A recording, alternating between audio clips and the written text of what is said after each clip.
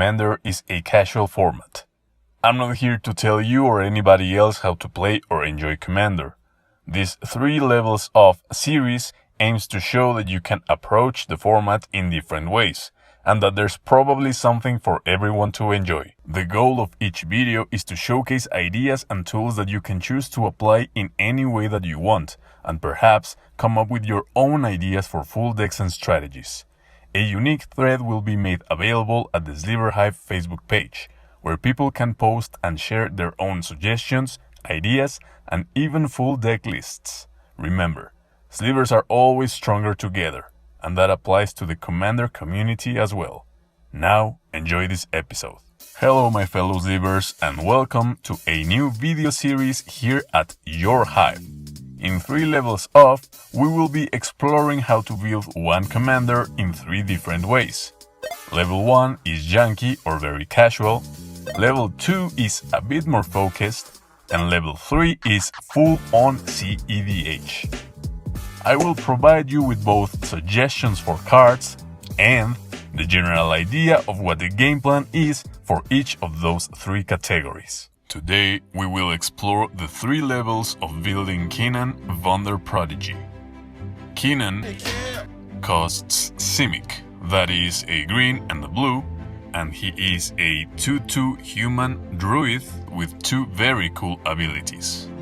Whenever you tap a non-land permanent for mana, add 1 mana of any type that permanent produced and pay 5, a green and a blue to look at the top 5 cards of your library. You may put a non-human creature card from among them onto the battlefield. Put the rest on the bottom of your library in a random order. Kinnan is telling us that we should be playing a bunch of non-land mana sources like dorks or rocks, because he's going to make them even better. What's more, Kinnan has a built-in ability to take advantage of that, as he can look at the top 5 cards from our library and cheat a non-human monster into play. If we want to build a nice Kinnan deck, we should be trying to exploit both abilities, but depending on our core strategy or just personal taste, we might want to prioritize one or the other. If we want to see it in very broad terms, Kinnan is a great commander for a big mana, tons of ramp strategy. So let's start with level 1. Janky very casual Kinnan. For this type of Kinnan build, I like to go full Timmy and include all kinds of big mana, big monster spells. Big Timmy monster tribal, if you will. But we cannot play huge monsters and then just hope for the best. I mean, yeah, we're being extremely casual right now, but we still want to do fun things. Maybe even win a couple of games every once in a while, right?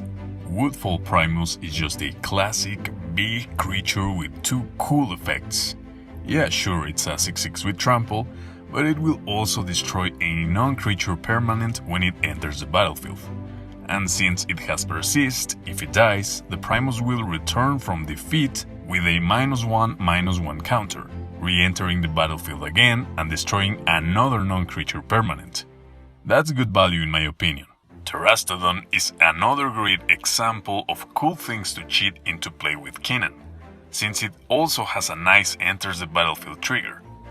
Maybe one of your opponents has an annoying planeswalker on the battlefield. Maybe another opponent has a big dangerous artifact like Lithoform Engine. Perhaps your third opponent has a nasty Mirari's Wake and they are kinda stealing your Kinnan Ramp Thunder. Terastodon can and will blow up all of that for you. He will even blow up lands if you need it to. Bye bye Field of the Death. Are there any cool big creatures with fun enters the battlefield effects in blue? Yes, there are. Diluvian Primordial is a 5/5 flyer that, when it enters the battlefield, it will give us the opportunity to cast 1 instant or sorcery in each of our opponent's graveyards for free. Maybe someone played a Sublime Epiphany, perhaps another opponent recently ramped a little bit with Explosive Vegetables. The other player discarded Cruel Ultimatum with Faithless Looting, because he wants to use it with Kess, Dissident Mage later. If the Primordial enters the battlefield, you can cast all of those 3 spells without paying their costs. What a way to get ahead.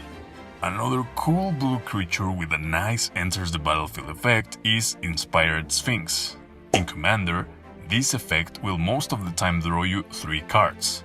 The Sphinx can also create its own small 1/1 Thopter flyers, and it shouldn't be that hard to create a bunch of them since we're playing a big mana, big ramp Kinnan deck. But all of these cool effects are still not enough, right? You want more power, don't you? So what about some big, nasty, evil Eldrasis like It That Betrays, Path Eraser of Ulamog, or Artisan of Kozilek? Even if you don't cast the Artisan, that's still a giant 10-9 with Annihilator 2. And with all the extra ramp that Kinnan facilitates, casting the Artisan for its full cost shouldn't be a problem most of the time. That way you can enjoy its sweet, sweet Reanimator effect. Smaller Eldrazi that I think are pretty cool too include Bane of Balaged with its sort of kind of Annihilator effect, Oblivion Sower with a cast effect that it's sort of kind of ramp, and the OG Popper Thick Boy Ulamog's Crusher. Some dinosaurs are pretty thick, like Galta Primal Hunger and Apex Altisor, which also has a nice enters the battlefield effect. And don't forget about classics like Go the Eternal Ronas or Endrace for Runners. With so many big creatures, these two should finish a lot of games in spectacular fashion. Even with a very janky, very casual Kinnan build, you probably want to round up your deck with a bunch of ways to ramp, especially Dorks and Rocks. Llanowar Elves, Elvish Mystique, Incubation Druid, Paradise Druid, Simic Signet, Arcane Signet, Gyre Engineer, Basalt Monolith, etc., etc. Many of these cards might also find a home in more focused or even cEDH builds of Kinnan. I think this is a good moment to move up to level 2, a more focused Kinnan.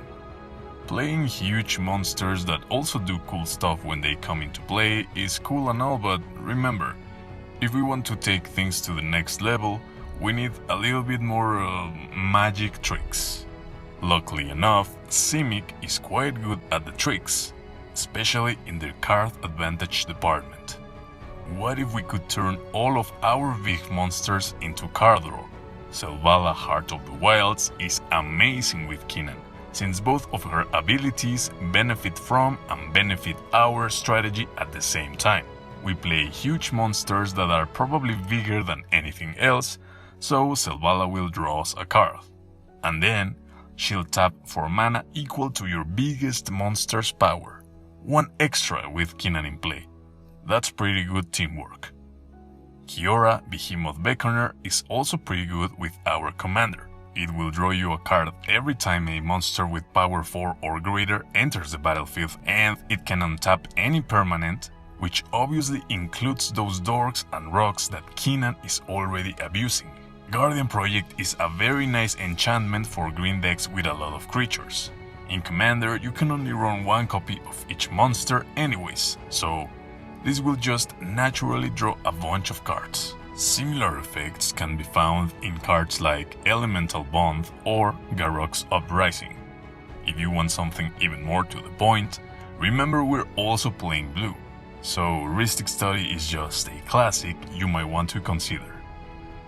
What about more thick boys or thick girls that draw cards by themselves? Consecrated Sphinx and Netzahal Primal Tithe could be very nice options to consider. Straight up draw spells like Pull from Tomorrow, Stroke of Genius, or Hydroid Krasis also shine in this deck, since X has the potential for being really big with all the mana we're producing thanks to Kinnan and our ramp tools. However, we can't depend on Kinnan all the time. After all, he's a pretty dangerous commander and he will always have a target on his back. Good news is, there's a bunch of cards that produce similar or even more broken effects. Nyxbloom Ancient is not only kind of a thick boy too, but it also triples the number of mana that any of our mana-producing permanents, including lands, can make. If you don't like basic arithmetic, be careful, because this guy is gonna make counting your available mana pretty interesting a lot of times. And if you choose to also include stuff like Mana Reflection, Zendikar Resurgent or the Great Henge, well, things will get silly. With so much mana, you shouldn't have a problem casting a game-ending Finale of Devastation to go get that infamous Craterhoof Behemoth. To end this level 2 Kinnan section, remember that blue and green give you access to a bunch of cool spells to protect your other cool spells. Negate, Heroic Intervention, Swan Song, Veil of Summer. Those are just a couple of options we have at our disposal so that we can protect Kinnan and its big mana shenanigans. But now, the grand finale is here. Level 3 cEDH Kinnan. There's a few different ways to win using Kinnan as our commander in cEDH, and they all involve producing absurd amounts of mana. Shocking, right? The most common and simple ways to abuse Kinnan include the following cards and fairly easy lines of play. If you have both Kinnan and Basalt Monolith in play, the Monolith will tap for 1 extra colorless. You activate it adding 4 colorless to your mana pool. You use 3 out of those 4 mana to untap it, and now you have 1 colorless floating. You repeat this process an arbitrarily large number of times, and now you only need something like a walking ballista to shoot everyone to death, Thrasios and 2 blue mana to draw your entire deck and win via Thassa's Oracle, Prophet of Distortion and 2 blue mana to draw your entire deck and win via Thassa's Oracle, or 4 blue mana and pull from tomorrow to, you guessed it, draw your entire deck and win via Thassa's Oracle. As I mentioned earlier, these are just some of the most simple lines of play in order to use Kinnan as an enabler for a combo kill. But the deck has a lot of play to it, make no mistake about it. After all, Simic can be an extremely interactive color combination. And this is cEDH, man. Everyone's gonna be packing a ton of interaction and their own fast, efficient combos. So you shouldn't expect for anyone to just let you do your thing and call it a day. Some key cards to support our main strategy might include the basic counter magic package of stuff like Swan Song, Pact of Negation, Force of Will and Fierce Guardianship, efficient card advantage engines like Mystic Remora, Sylvan Library and Rhystic Study, alternative methods of infinite mana production such as the absolute classic Isochron Scepter Dramatic Reversal 2-punch combination, and the usual good stuff spells and tutors like Mystical Tutor, Worldly Tutor, Windfall, Synthborn Muse or Cyclonic Rift. Alternative methods of winning include having Kinnan in play and a combination of something like Birds, Bloom Tender or Incubation Druid with either Freed from the Real or Pemin's Aura.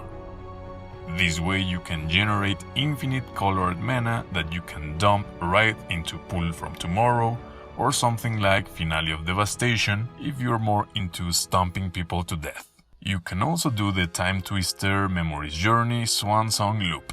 Basically you need infinite mana, Thrasios and 3 spells. Time Twister or Memory's Journey, Swan Song and any other spell. You play that other spell and you counter it with Swan Song producing a 2/2 Swan. You Time Twister, Memory's Journey to get those things into your library.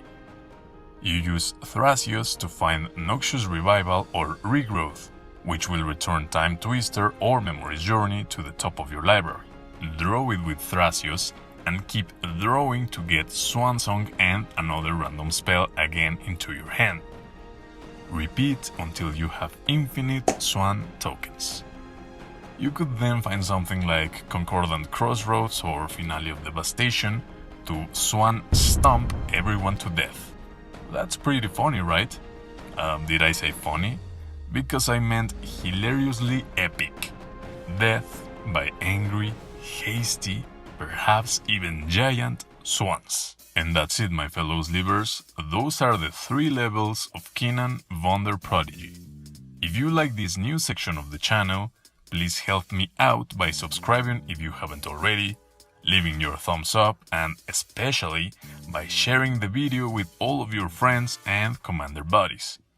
If this series turns out to be successful enough, I will of course do many more, for both commanders that I like and commanders that you would like me to cover for this series. Take care, my fellow Slivers. We'll gather again on the next video.